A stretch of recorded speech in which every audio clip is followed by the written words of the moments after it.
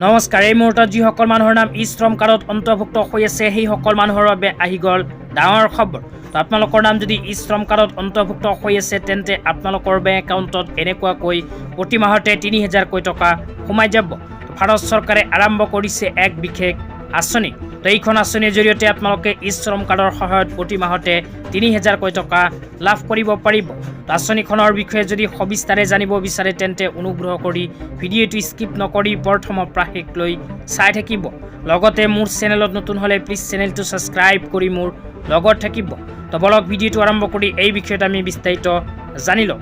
লগতে আপোনালোকক ৰিকুৱেষ্ট কৰিছোঁ অনুগ্ৰহ কৰি ভিডিঅ'টো শ্বেয়াৰ কৰি দিব। তো যিসকল মানুহৰ নাম ই শ্ৰম কাৰ্ডত অন্তৰ্ভুক্ত হৈ আছে সেইসকল মানুহে বিচাৰিলে এইখন আঁচনিত কৰিব পাৰিব আবেদন। তো আবেদন কৰাৰ পিছত প্ৰতি মাহতে ৩০০০কৈ টকা লাভ কৰিব। কেনেকৈ লাভ কৰিব, ক'ত গৈ আবেদন কৰিব লাগিব, আঁচনিখনৰ বিষয়ে সবিস্তাৰে এতিয়া আপোনালোকক জনাই দিছোঁ। তো আপোনালোকে মোবাইল স্ক্ৰীনত চাব পাৰিছে আঁচনিখন লৈ এনেকৈ এখন আপডেট ইতিমধ্যে আমাৰ হাতত আহি পৰিছে।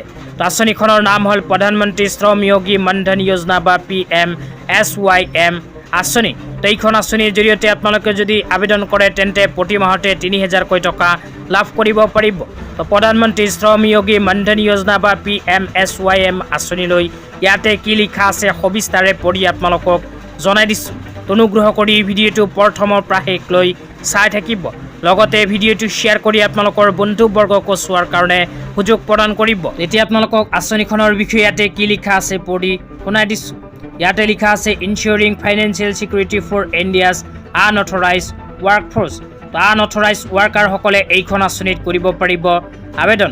তাৰপিছত লিখা আছে minimum granted pension ৩০০০ per month life long from age ৬০ years onward. তো এইখন আঁচনিত আবেদন কৰাৰ পিছতে কিন্তু প্ৰতি মাহতে ৩০০০কৈ টকা লাভ কৰিব। ইয়াতে স্পষ্টভাৱে কোৱা হৈছে ৩০০০ পাৰ মান্থ।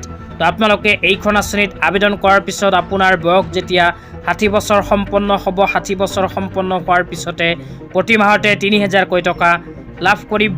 তো আপোনালোকে যদি আঁচনিখনত আবেদন কৰিব বিচাৰে তেন্তে নিজৰ অঞ্চলৰ CSC চেণ্টাৰত গৈ ভিজিট কৰিব।